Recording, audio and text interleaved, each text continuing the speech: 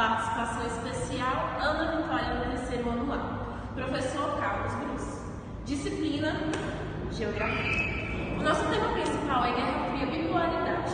Porém, iremos abordar os seguintes subtemas: Mundo bipolar, Muro de Berlim e expansão capitalista.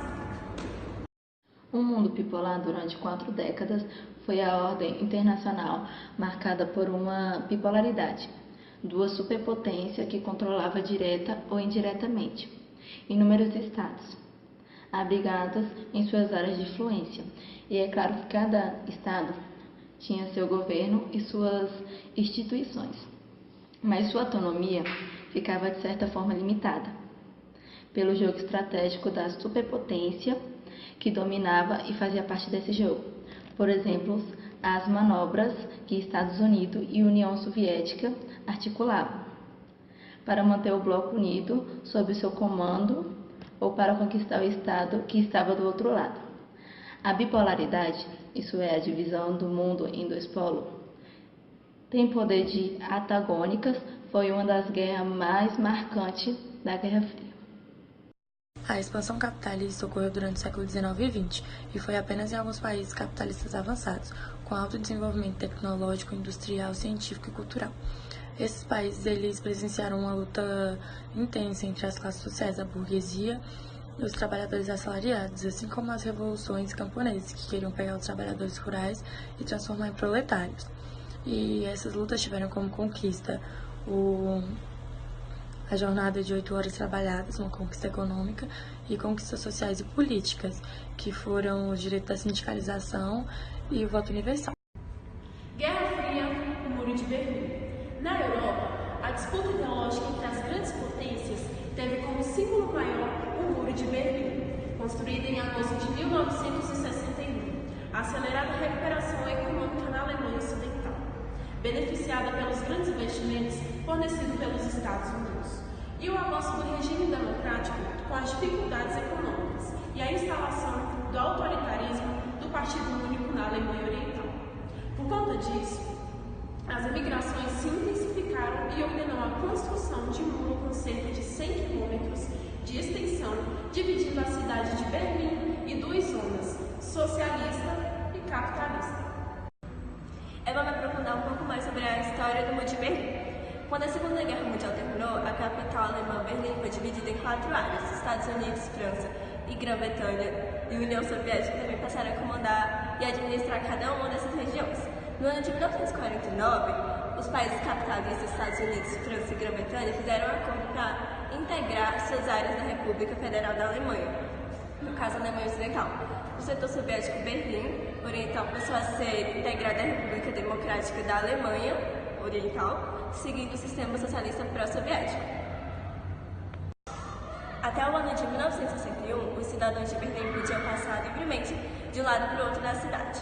Porém, em agosto de 1961, com o acirramento da Guerra Fria e com a grande migração de berlinenses do lado oriental para o lado ocidental, o governo da Alemanha Oriental resolveu construir um muro, dividindo a cidade em duas. Decretou também leis proibindo a passagem de pessoas para o setor ocidental da cidade.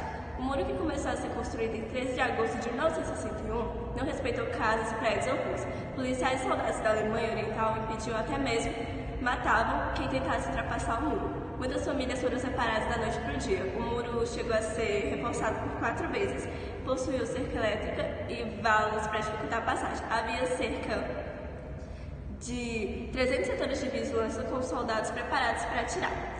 E em novembro de 1989, com a crise do sistema socialista no leste da Europa e o fim desse sistema na Alemanha Oriental, ocorreu a queda do Muro de Berlim. Os cidadãos da Alemanha foram para as ruas para comemorar o momento histórico e ajudar a derrubar o muro. E o ato simbólico representou também o fim da Guerra Fria e o primeiro passo para o processo de reintegração da Alemanha.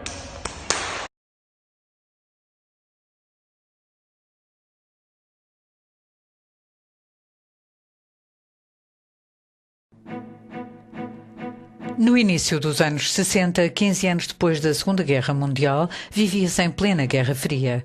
Berlim continuava dividida em 4 setores desde o fim da guerra, mas de facto eram apenas 2 blocos, o de Oeste e o de Leste.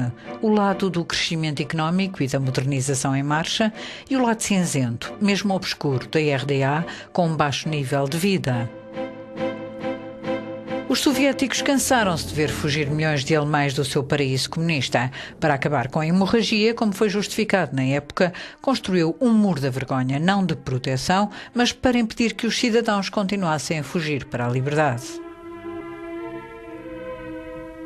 O projeto foi desenvolvido em segredo e a construção apanhou os berlinenses de surpresa no dia 13 de agosto de 1961. Soldados e polícia militar estiveram lado a lado de milhares de operários destacados para bloquearem as ruas e vias férreas.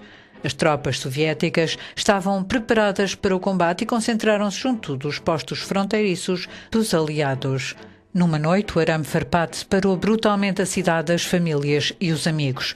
Os prédios limítrofes foram integrados nas barreiras, com as portas e janelas tapadas a cimento e pedra.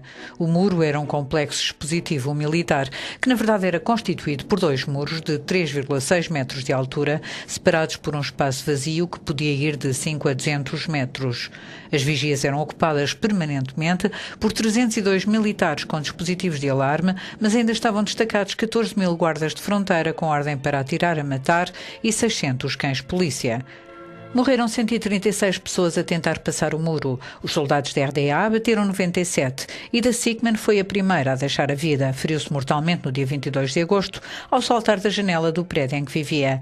Winfried Freudenberg foi o último, no dia 8 de março de 1989, alguns meses antes da destruição, quando tentou sobrevoar o muro num balão. No início dos anos 70, o processo de separação ainda foi reforçado. Cerca de 60.000 minas foram colocadas na terra entre os 2 muros. Ao longo da década de 80, foram retiradas depois da condenação internacional ao governo da Alemanha de Leste.